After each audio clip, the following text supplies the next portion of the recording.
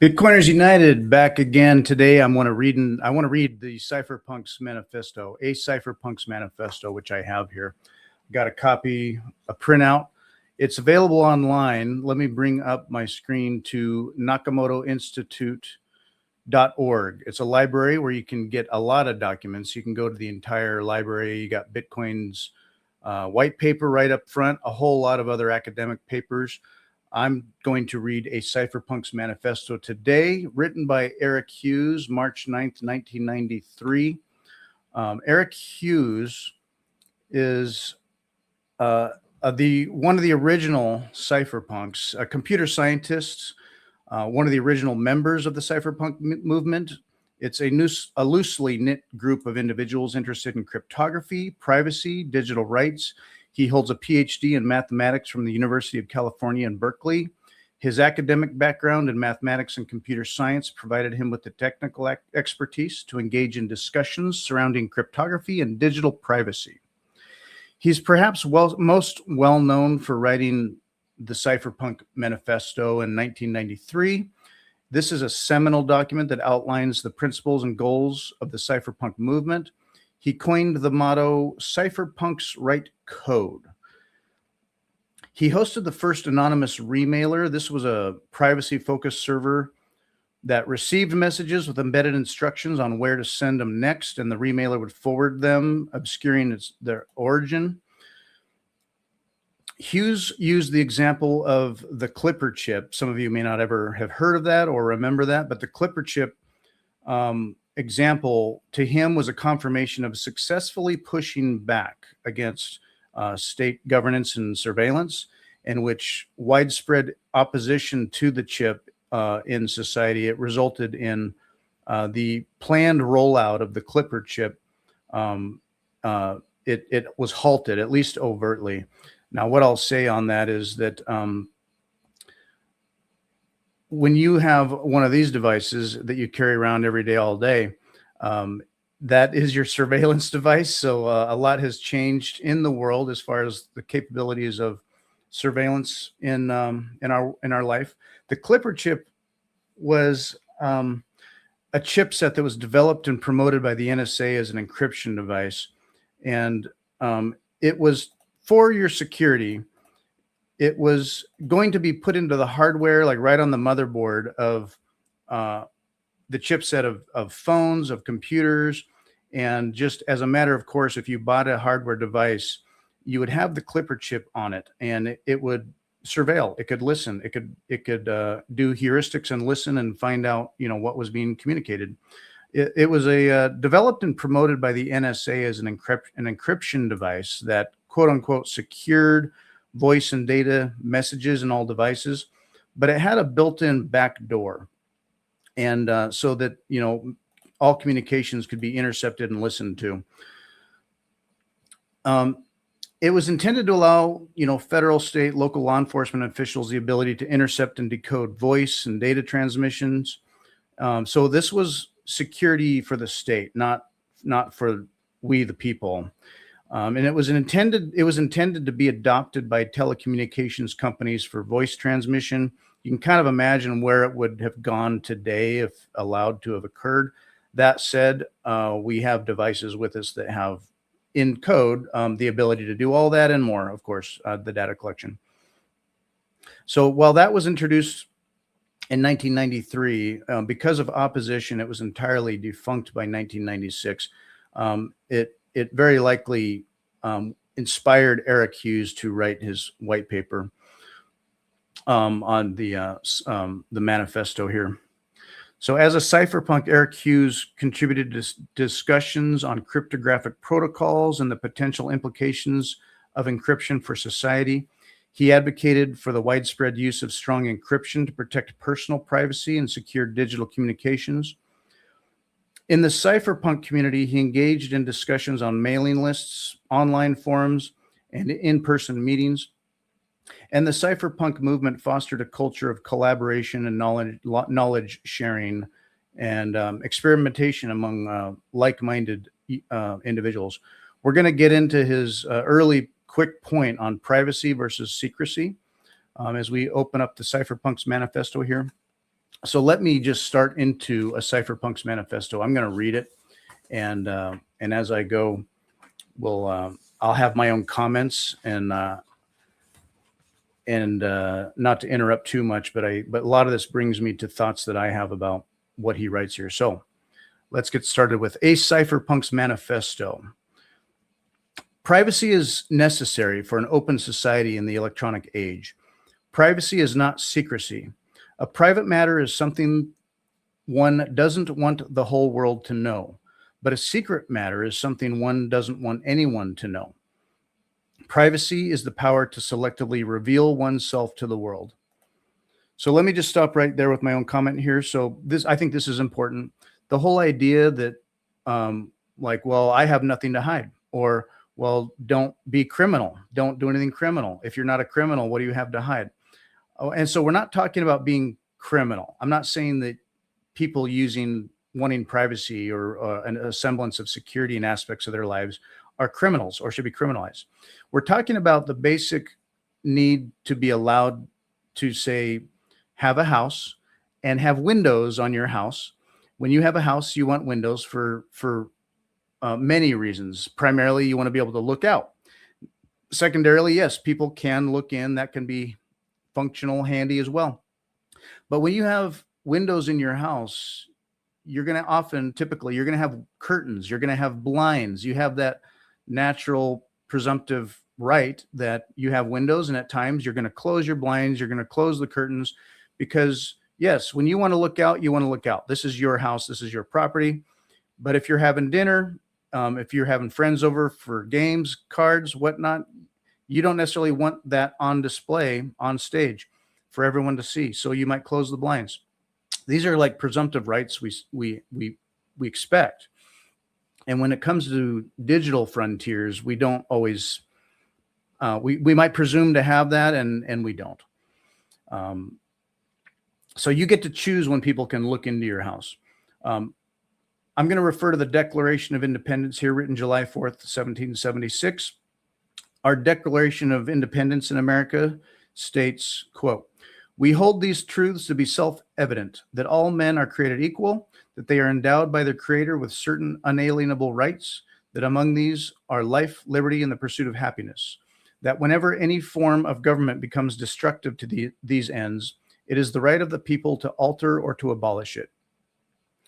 I'm also going to read the Fourth Amendment of the Constitution, because as a legal matter, of course, the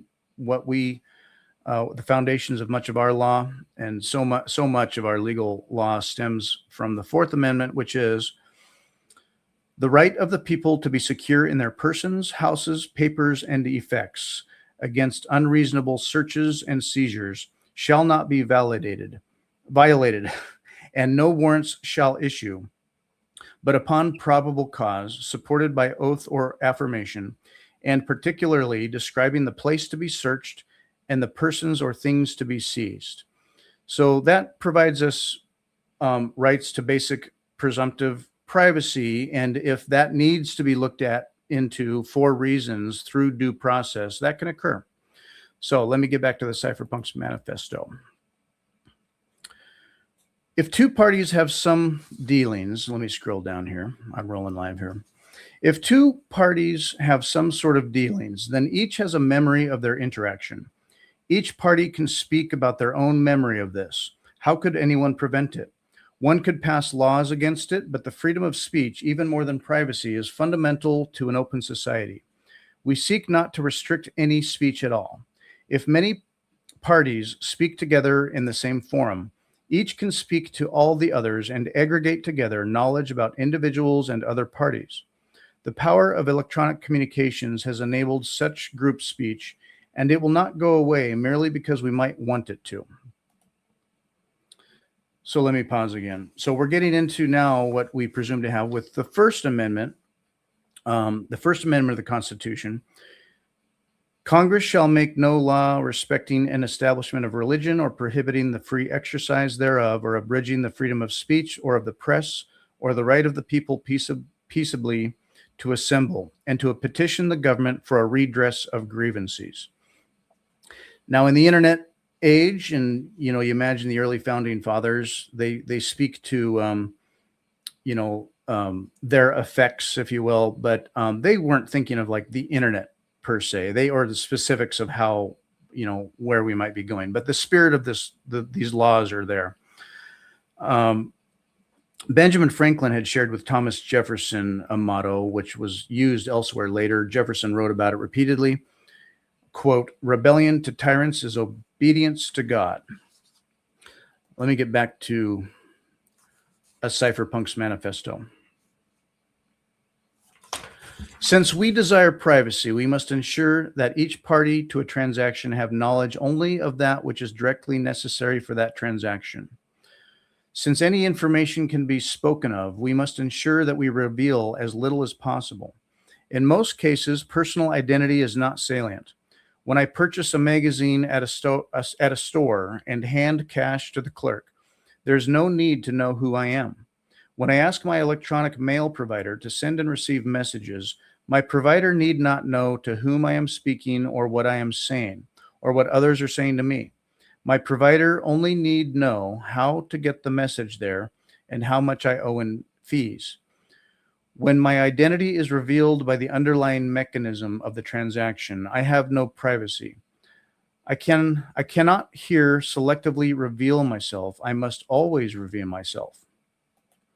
Pausing for a moment. Imagine if the post office, say, had the technology or the ability to read all mail and do heuristics or have automated processes or AI or who knows what. What if say the post office could just read all of your communications and collect the data, provide the data as needed to those that think they need to know or to others, could filter it based on your communications. And what we see in the world is that, okay, so we don't want bad speech out there. We won't tolerate bad speech. And this is on public forums, we presume. Now, what is that speech? Can you define it for us? Usually these understandings like, well, where do you draw the line? What was the context? What was your intent? Were you being funny? How funny were you? Is this bad humor? Good versus bad comedy? We're getting into the regulation of many things that usually are hashed out in the worst situations, like in court. And what you see online is getting hashed out every day, all day online. Now, what if there was an authority that would make these determinations and say, we won't tolerate this category? Okay, all the things, the context, the comedy, whatever. Well, when do I know if I've crossed the line? I guess you'll find out. Sort of the idea. You won't know it till we see it and let you know. So, all right, back to the manifesto here. Let me bring it down. Therefore, privacy in an open society requires anonymous transaction systems. Until now, cash has been the primary such system. An anonymous transaction system is not a secret transaction system. An anonymous system empowers individuals to reveal their identity when desired and only when desired. This is the essence of privacy. Privacy in an open society also requires cryptography. If I say something, I want it heard only by those for whom I intended it. If the content of my speech is available to the world, I have no privacy. To encrypt is to indicate the desire for privacy, and to encrypt with weak cryptography is to indicate not too much desire for privacy. Furthermore, to reveal one's identity with assurance when the default is anonymity requires the cryptographic signature. We cannot expect governments, corporations, or other large faceless organizations to grant us privacy out of their beneficence. It is to their advantage to speak of us, and we should expect that they will speak. To try to prevent their speech is to fight against the realities of information. Information does not just want to be free, it longs to be free. Information expands to fill the available storage space. Information is rumor's younger, stronger cousin. Information is fleeter of foot, it has more eyes, knows more, and understands less than rumor. We must defend our own privacy if we expect to have any. quick pause there. Many rights that we presume to have as like inherent, naturally born given rights, existing by pure nature or through existence, with technology or, failed use of governance, those what we presume to be inherent rights can be turned into, at the discretion of those in charge. Now, where you normally mostly see this, when you have your phone, you got your devices, you're on a computer, you're using software or agreeing to end user license agreements that you're not reading, but that tell you that we're going to collect your data, we're going to use that data, we're going to protect your privacy. And we've seen how that's worked, and whether they intend to keep it private and then get hacked, or it gets stolen, or it gets lost, or they change their mind later, all the things. Yes, you're beholden to their agreeableness on that, and their interest in you.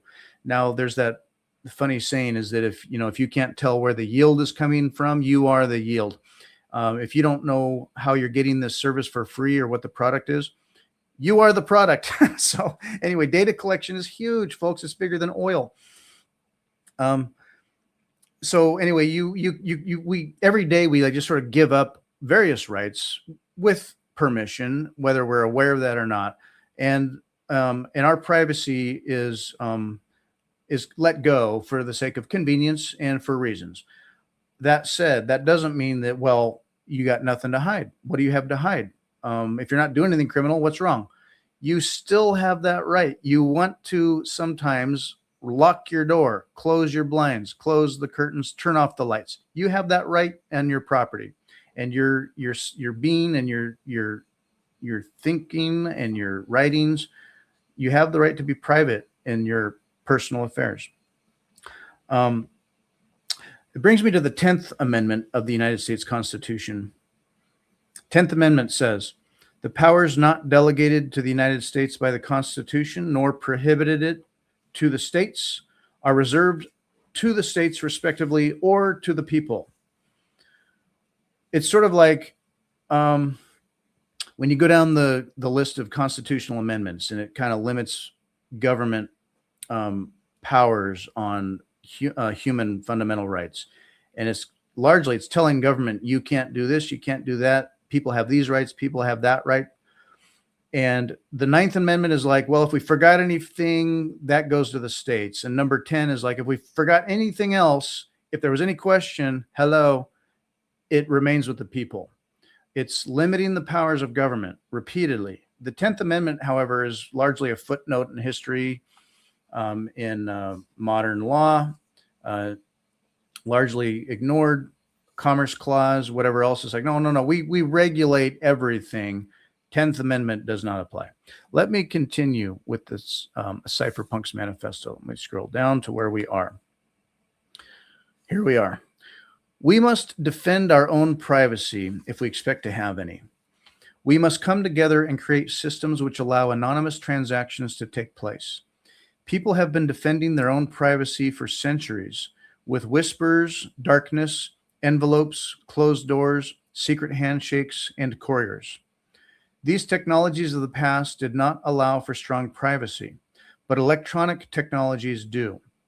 We, the cypherpunks, are dedicated to building anonymous systems. We are defending our privacy with cryptography, with anonymous mail forwarding systems, with digital signatures, and with electronic money. Cypherpunks write code.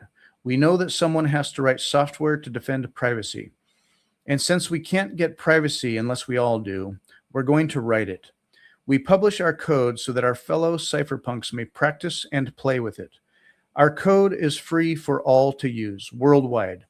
We don't much care if you don't approve of the software we write.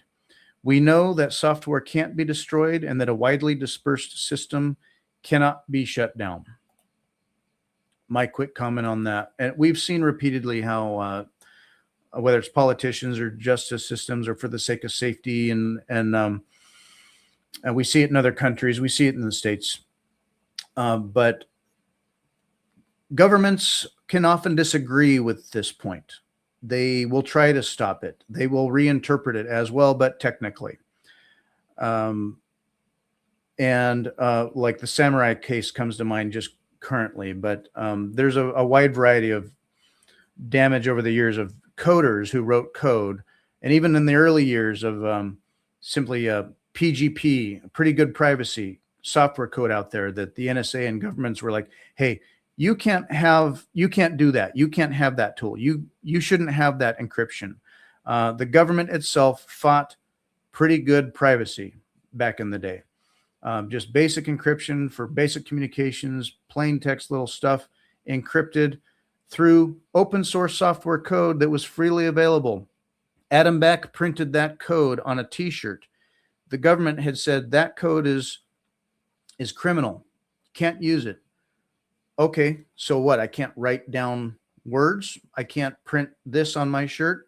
You going to arrest me for a quote, for code that actually is a tool for freedom? You're going to criminalize that? You're going to criminalize people that want to use it? You're going to criminalize people that read it? You're going to criminalize the idea? We're criminalizing the idea, folks. And these are ideas that are based in fundamental human freedoms and liberty. The threat to the state was the fact that you could do stuff in private, and we don't like that. That was the point. All right. My little soapbox is here. Appreciate your patience with that. But I'm sharing my own thoughts. Okay, back to the manifesto. Cypherpunks deplore regulations on cryptography, for encryption is fundamentally a private act. I didn't bring it to stage. Here we go. The act of encryption, in fact, removes information from the public realm. Even laws against cryptography reach only so far as a nation's border and the arm of its violence.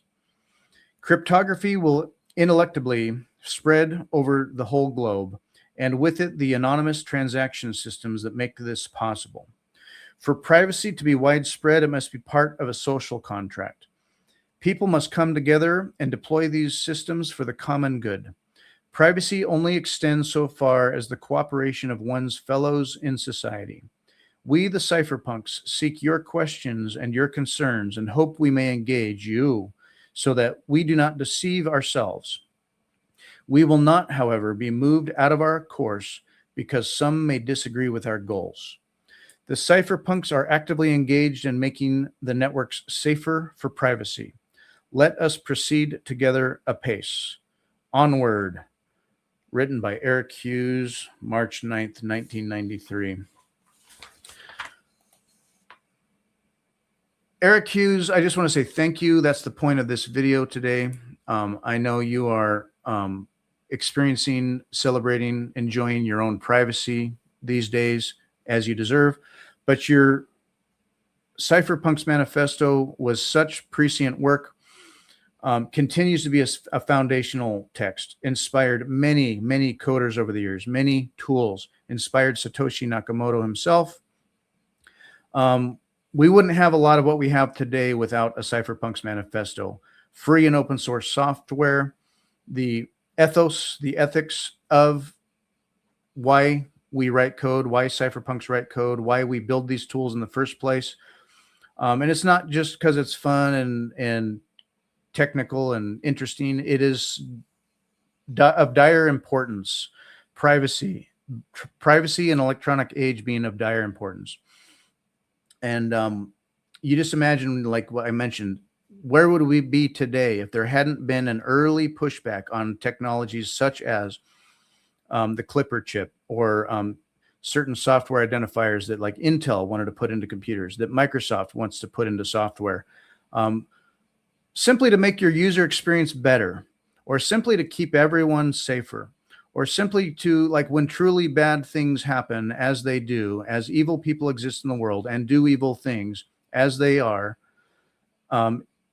it's part of a human condition that we have to manage and have to deal with. You can't say, well, nope, all of this stuff categorically is bad, and we go down the path of darkness. So the principles that you wrote in a Cypherpunks Manifestos have influenced the development of so many other technologies, our decentralized networks, our privacy tools, and it brings us to Bitcoin. We have Bitcoin utilizing cryptography to one, to protect the network, and also to help defend people's privacy to the extent that they want to. And with the right work, you can. Your advocacy, Eric, for individual privacy and the use of cryptography to protect our personal freedoms are increasingly relevant today in an era of increasing digital surveillance and data collection. So this is my homage to Eric Hughes. A Cypherpunks Manifesto reminds us of some of the why we do all this. It's not just cool, number go up, right? No, it's not just having better money. It's about why is that better money. It's not purely economic. It's also human rights, human dignity, human property, freedom. So thank you for joining me today and listening to me read A Cypherpunks Manifesto. Bye, everybody.